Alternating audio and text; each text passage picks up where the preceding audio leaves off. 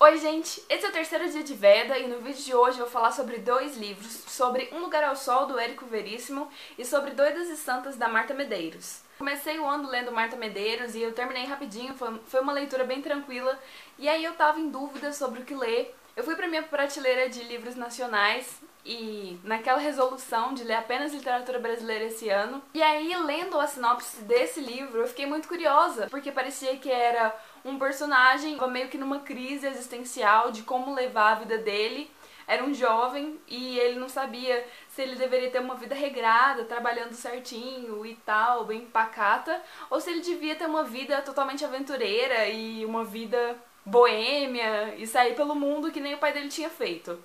Então eu achei essa premissa interessante e decidi ler o livro. Logo no começo tem um prefácio escrito pelo Érico Veríssimo, em que ele vai falar que esse livro não é aquele que tem mais, assim, estilo literário. Ele vai falar que nesse livro o que ele focou foi nos personagens, ele queria dar vida aos personagens, e eu acho que essa é a razão principal pra ler Um Lugar ao Sol, porque os personagens desse livro são maravilhosos. Ele pegou personagens de vários livros que ele já tinha escrito. O protagonista que eu falei pra vocês que tá nessa crise é o Vasco. O Vasco tinha aparecido no livro Música ao Longe, e tem a Clarissa, do livro Clarissa, e eu acho que ela também tá no Música ao Longe. A minha personagem preferida de Um Lugar ao Sol é a Fernanda, e ela é do livro Caminho Cruzados. Qual que é a sinopse de Um Lugar ao Sol? Tem essa família da Clarissa que morava no interior, e aí o pai dela é assassinado, e as coisas ficam muito ruins pra família, até que o Vasco dá a sugestão pra eles irem pra outra cidade, e aí eles vão pra Porto Alegre. Vai a Clarissa, o Vasco, que são primos, e a mãe da Clarissa, que ficou viúva.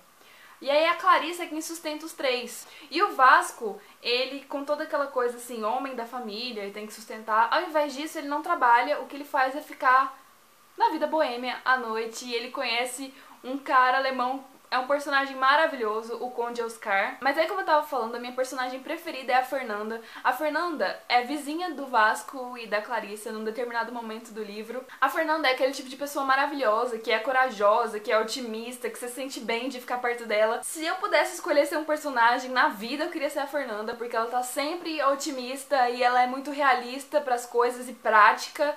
Ela não despreza a fantasia e essas coisas, mas ela tem uma coisa assim, ela consegue pensar rápido, ela nunca desiste das coisas, isso é muito legal, e ela sempre incentiva as pessoas. A Fernanda me lembra uma crônica da Marta Medeiros, pra falar um pouquinho do Doidas e Santas, que é Obrigada por Insistir, que a Marta Medeiros vai justamente agradecer esse tipo de pessoa, que quando você tá na dúvida entre fazer uma coisa ou não, vai lá e fala, vai, faça, e veja no que vai dar. Esse tipo de pessoa é maravilhosa. A Fernanda é muito inteligente, ela faz umas reflexões muito boas. Lembra que quando ela era solteira, ela tinha muitas indagações filosóficas, mas que depois que ela casou, essas coisas acabaram. Então ela não conseguiu conciliar essas indagações e todos esses questionamentos com o cotidiano. Apesar dela achar isso muito legal, mas ela fala meio que tipo, isso não é pra mim mais. Mas uma pessoa que consegue fazer isso é justamente a Marta Medeiros. Porque esse daqui é um livro de crônicas. As crônicas, geralmente, elas vão falar sobre o cotidiano, mas eu gostei da Marta Medeiros porque ela tem um ar muito otimista nas crônicas dela. Ela consegue fazer essas indagações, inclusive às vezes filosóficas, relacionada com o cotidiano. Então eu acho que o link entre esses dois livros apesar da Fernanda não conseguir ou dizer que não consegue fazer essas indagações, porque pelas falas dela você percebe o quanto ela é inteligente, o quanto ela reflete sobre o mundo que ela vive, sobre os problemas. Acho que esse é o link entre os dois livros, é essa coisa meio otimista de ver a vida. E é bem esse um lugar ao sol, é se sentir feliz. E tem uma coisa muito interessante relacionada a sol, porque assim, o Vasco tem uma coisa que acontece comigo às vezes. Por exemplo, eu tô triste, tô desanimada, tá, beleza, tô andando na rua. Aí acontece alguma coisa que me deixa feliz e eu fico, tipo assim, eu vou do triste para o feliz rapidamente, de uma maneira louca. E aí quando você tá no feliz, o sol tá brilhando lindamente e tudo tá harmonioso na sua volta e as coisas são lindas. E quando você tá triste, tudo dá errado e o céu tá nublado, o céu tá nublado e coisas assim. Então, sempre que os personagens estavam felizes, tem alguma menção ao sol. E a sinopse da história é essa que eu falei, é a dúvida do Vasco, é os problemas da Clarissa, principalmente o Vasco. Mas essa não é exatamente a melhor parte, então assim, as conversas entre eles são muito legais, tem vários personagens secundários, e o Noel é um deles e é um personagem muito interessante, porque como é que é o Noel? O Noel casou com a Fernanda e a Fernanda não tinha tanto dinheiro quanto o Noel. Mas o Noel é um cara muito interessante porque ele vive no mundo da fantasia, no mundo da filosofia, no mundo da arte. E tem uma fala do Noel que é muito significativa, eu acho. Como gostaria viver no mundo real, descuidoso, aceitando a vida como Fernanda aceitava, como Vasco, aquele rapagão lá de cima, parecia aceitar também. A sua tortura era aquela mania de especular tudo, de querer ir a fundo nas coisas, de revoltar-se contra o que lhe parecia injusto ou errado, de querer descobrir uma finalidade nos menores gestos, nas mais simples palavras. A vida não podia ser gratuita. O Noel é aquele cara que vive no mundo do pensamento. Quem faz a ponte entre o Noel e a realidade é a Fernanda. O questionamento maior do livro, eu acho que é justamente realidade versus arte, fantasia, filosofia.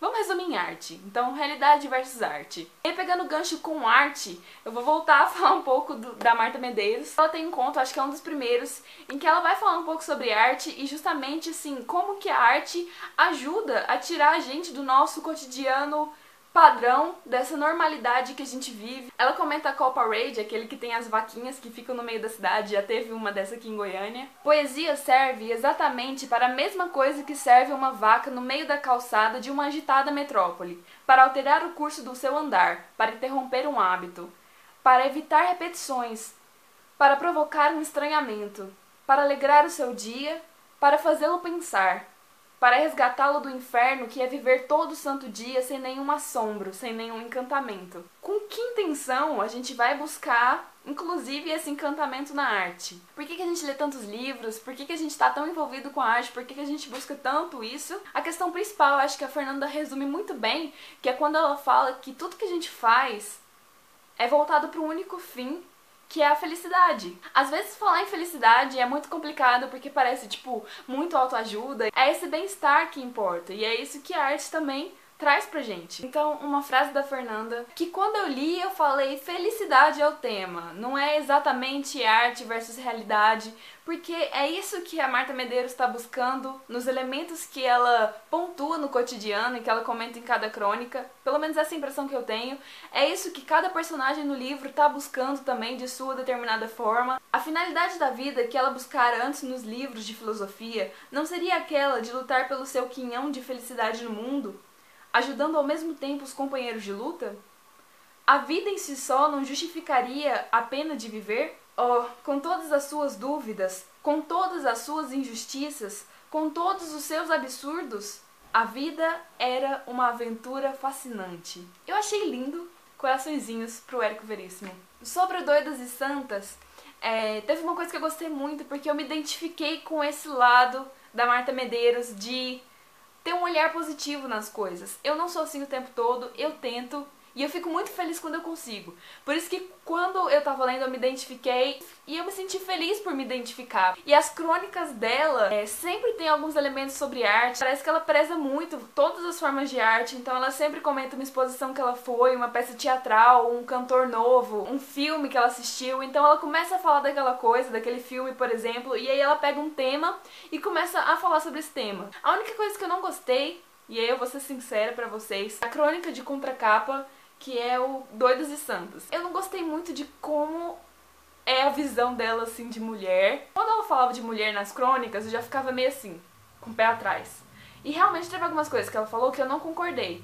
Mas isso não tira o prazer que eu senti durante a leitura. Eu não gostei de todas as crônicas, mas eu gostei da maioria delas. Uma crônica que eu gostei muito foi Vende Frango-se. Essas são minhas duas indicações de hoje. Eu gostei dos dois livros. São livros totalmente diferentes. Esse aqui é um romance e esse aqui é um livro de crônicas. Se vocês querem conhecer um pouco mais sobre o canal, eu vou sugerir 2 vídeos de livros. Um deles se chama Liberdade, em que eu vou falar sobre Fernão Capelo Gaivota e sobre Limite Branco, que é o primeiro livro do Caio Fernando Abreu e que eu não gostei muito porque eu me identifiquei com o personagem, mas eu não queria me identificar com ele, sabe? Eu não me senti orgulhosa por me identificar com ele. Outro vídeo que eu tenho pra indicar pra vocês é um vídeo de um livro que fala sobre mulher, que foi escrito por uma mulher, a protagonista era uma mulher. É um vídeo chamado Antes do Filme, A Cor Púrpura, de Alice Walker. Se você for novo aqui no canal, se inscreva, assim você vai poder continuar acompanhando o Veda e receber vídeos todos os dias durante abril. Se gostou do vídeo, deixa um gostei e a gente se vê amanhã. Tchau!